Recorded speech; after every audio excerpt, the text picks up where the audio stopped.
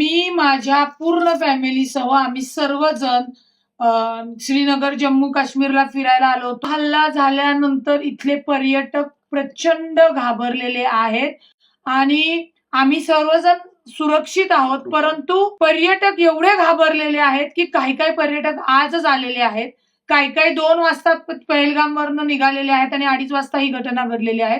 काहींच्या पर्वत आणि त्याच्यानंतरच्या फ्लाइट्स आहेत।